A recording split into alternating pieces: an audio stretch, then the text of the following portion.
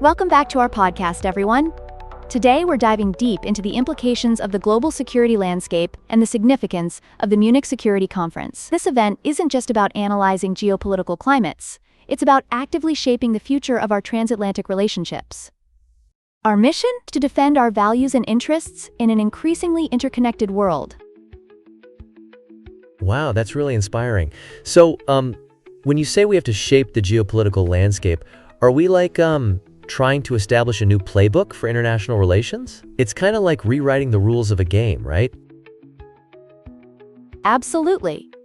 Some nations are trying to create spheres of influence which lead to a more transactional approach to global affairs. For Europe to thrive in this new era, we must recognize the challenges that rogue states pose and not underestimate the fierce competition brewing between titans like China and the United States.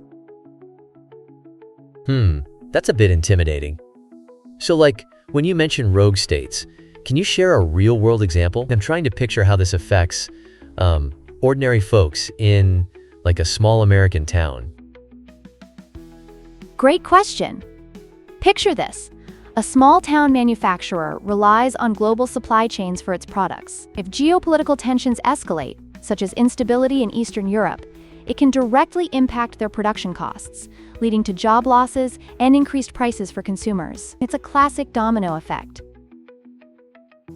Whoa! So one little shift can ripple out and affect the whole world economy? That's just mind-blowing. Exactly. The pandemic and the ongoing war in Ukraine have really opened our eyes to this connection. They demonstrate how urgency can spur action. Europe showed that it can mobilize for life-saving vaccines and support for allies, proving we can adapt quickly in crises. So when you talk about urgency, are you suggesting it's more like a sprint than a marathon? Like we must be quick and proactive instead of just reactive?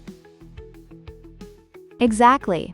Adopting a sense of urgency means we shift our mentality and reinforce both our defense and our innovation. Working hand in hand with the United States, a stronger Europe means we can together face common threats.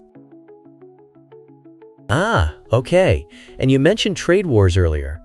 How do they really affect our daily lives? Can they turn my grocery shopping into a wild roller coaster ride? You're right on the mark. Trade wars and tariffs essentially act like taxes, pushing inflation higher and hurting employment. If the European Union imposes tariffs in response to unfair trade practices, prices can definitely shoot up, affecting everything from groceries to gas. I had no idea the effects of trade conflicts were so immediate. So, regarding Ukraine, what is it actually hoping for in the future? Peace, right? But what does that even look like? Ukraine is seeking peace that is not only just, but also enduring, free from the devastating realities they've faced in recent years. But let's be clear. For peace to be lasting, it hinges on President Putin showing genuine commitment, not just prolonging the conflict or devastating Ukraine further. Wow, that sounds really serious. It's like a high-stakes chess game unfolding. So, when you say Ukraine needs peace through strength, could you unpack that for me a bit more? Certainly. This concept emphasizes that Ukraine must develop enough strength to deter threats while simultaneously pursuing diplomatic efforts. A unified Europe alongside the United States is key in fostering the conditions for a just and lasting peace, and nurturing that alliance is essential. Oh, I see it now. Like a united front. So, moving on to finances. You mentioned that Europe needs to boost its defense spending. What's driving that urgency? That's right. In order to meet our emerging security needs, we have to mobilize the financial resources effectively. Member states need to enhance their defense capabilities so we can approach our long-term strategy cohesively. That's crucial.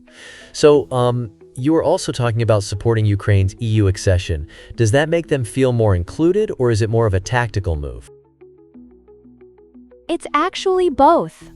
By accelerating Ukraine's EU accession and making key investments, we embrace them as part of our European family. This is vital for our collective future, and we must intensify our efforts.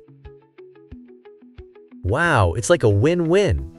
strengthening ties, and keeping our values alive. So all these discussions around prosperity, economy, and security, are they like the threads weaving a giant tapestry together? Exactly. Today's dialogues focus on those interconnected threads and underline Europe's commitment to peace. Our core values remain constant, but we have to adapt our strategies to face this evolving world. What we need is a pragmatic and determined Europe that stands resolute against threats while staunchly supporting Ukraine and its allies. Right, like a web-holding firm against a storm. So it really seems like Europe is gearing up for a pivotal moment ahead.